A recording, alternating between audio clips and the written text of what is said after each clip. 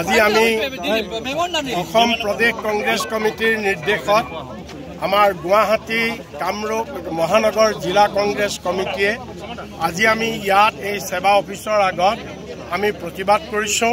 আমি এই কাৰণে প্ৰতিবাদ কৰিছো যে মুখ্যমন্ত্ৰী ডক্টৰ হিমন্ত বিশ্ব শৰ্মাৰ নেতৃত্বত এই বিজেপি চৰকাৰে অসমৰ শিক্ষা ব্যৱস্থা চাৰিওফালৰ পৰা ধ্বংস কৰি আনিছে।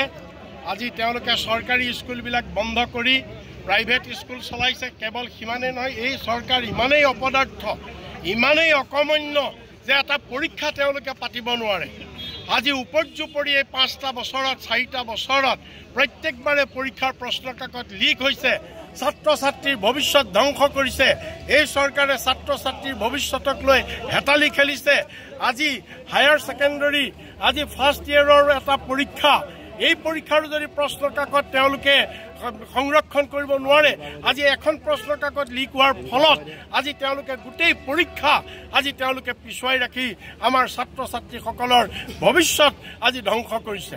আজি শিক্ষামন্ত্ৰীয়ে কৈছে যে সেৱাৰ কোনো দুখ নাই, প্ৰশ্ন কাকত স্কুলৰ পৰা লিক হৈছে।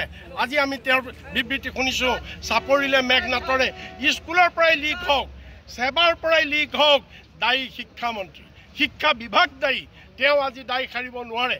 আজি কৈছে মেট্ৰিকত সমাজ বিজ্ঞান পৰীক্ষাৰ প্ৰশ্ন কাকত টান হোৱাৰ কাৰণে মুখ্যমন্ত্ৰীয়ে কৈছে আমি 10 নম্বৰ বঢ়াই দিম।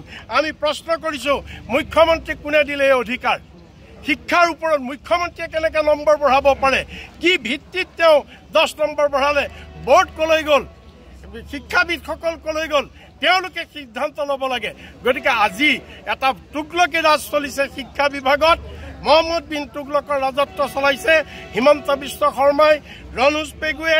আমি সেইকাৰণে আজি এই প্ৰতিবাদৰ যোগেদি আমি মুখ্যমন্ত্ৰীক, এই ৰনোজ পেগু অকমন্য শিক্ষামন্ত্ৰীক বৰখাস্ত কৰিবৰ কাৰণে আমি দাবী জনাইছো।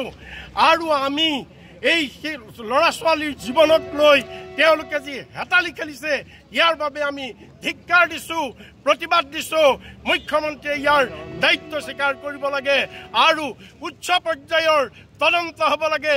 কোন বিষয়াৰ দুখৰ কাৰণে এনেধৰণে আমাৰ ছাত্ৰ ছাত্ৰীৰ জীৱন ধ্বংসৰ পথলৈ ঠেলি নিছে।